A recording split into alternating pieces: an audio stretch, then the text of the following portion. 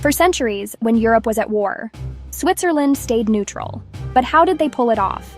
Europe's history is a long, bloody tapestry, woven with threads of conflict. For centuries, empires rose and fell. Borders were drawn and redrawn. Generations of young men marched to war.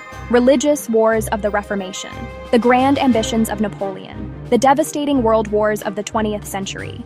The continent was a perpetual battlefield. Nations aligned, nations betrayed, nations conquered. This relentless conflict shaped national identities, forged alliances and enmities for centuries. You were with a side or against it. Amidst this chaos, one nation made a radical choice. Switzerland, small, landlocked in the heart of the Alps.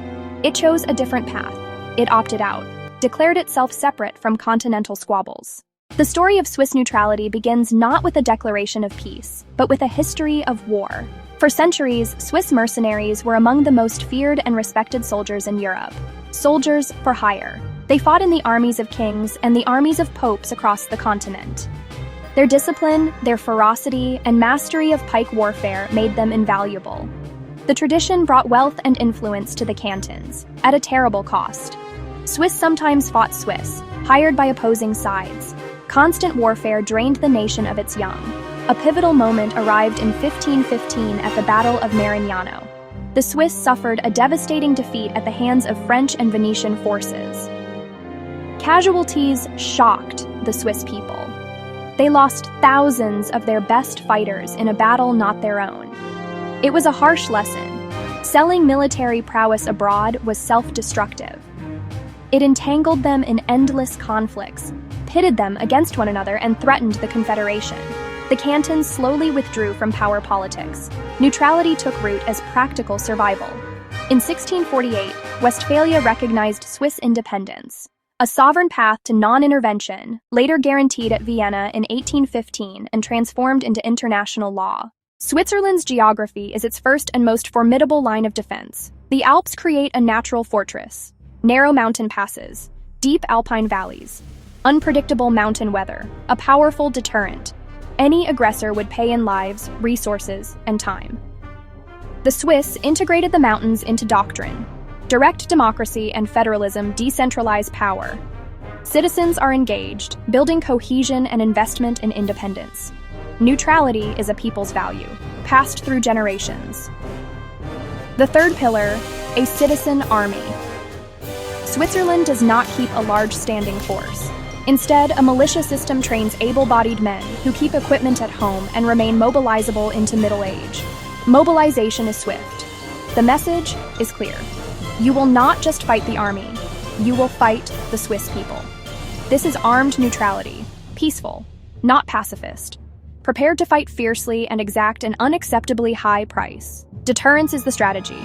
Tunnels, bridges, mountain roads, all rigged. A porcupine state, bristling with defenses. Neutrality with teeth commands respect. The Napoleonic Wars tested Switzerland's developing neutrality. Despite intentions, France invaded in 1798, dissolved the old Confederacy, and imposed the Helvetic Republic, proving neutrality without strength is meaningless. After Napoleon's defeat, 1815 brought an international guarantee of perpetual neutrality.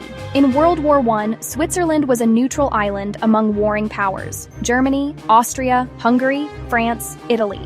It mobilized hundreds of thousands to the frontiers, even as language regions sympathized with different sides. Despite divisions, Switzerland held firm, aiding through the Red Cross and guarding its borders. World War II was the greatest challenge. Encircled after France fell, Hitler mocked neutrality and drafted Operation Tannenbaum. Switzerland answered with the national redoubt and total mobilization. Invasion would be astronomically costly. The plan: concede the lowlands, retreat into fortified Alps, and wage relentless guerrilla war. They threatened to blow Alpine rail tunnels, crucial to German-Italian transport, making invasion too expensive.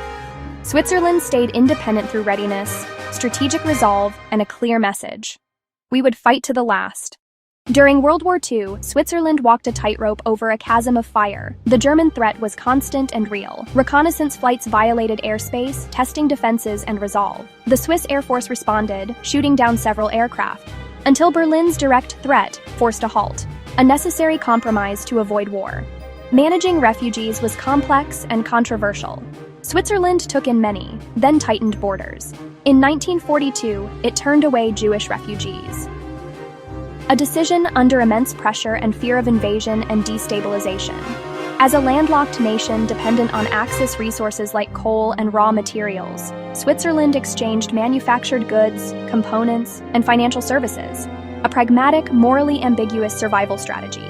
Swiss banks held German assets, including looted gold, cooperation calculated to make invasion less attractive. Internally, unity was vital.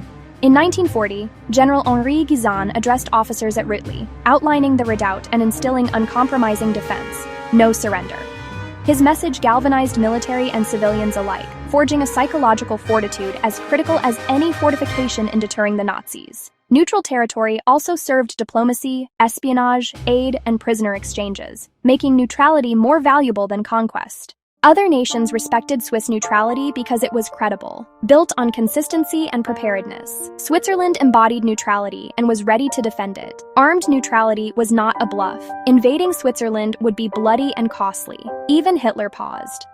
Neutral Switzerland enabled diplomacy, espionage, humanitarian efforts, communications backchannels, prisoner exchanges, and intelligence listening posts. Geneva hosted the Red Cross, monitoring POW treatment and aiding civilians. International law. NHGRSNC. 1907 and Vienna 1815 gave neutrality legal weight. Switzerland honored obligations, proving it wasn't a flag of convenience. Shared economic interests supported neutrality. Secure banking, hard currency, and transactions tied Switzerland to all sides. Controversial, especially over Nazi gold, yet protective.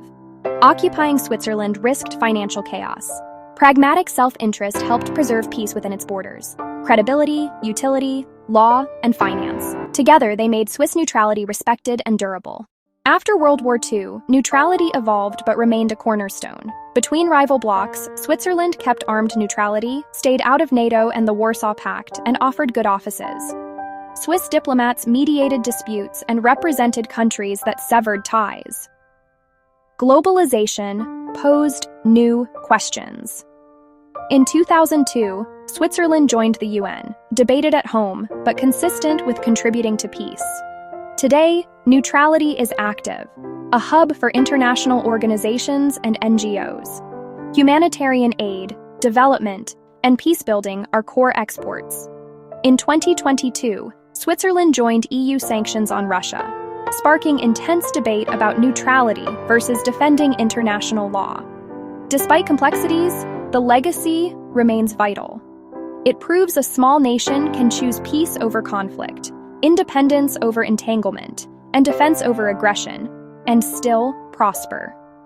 Armed neutrality, diplomatic engagement, and humanitarian commitment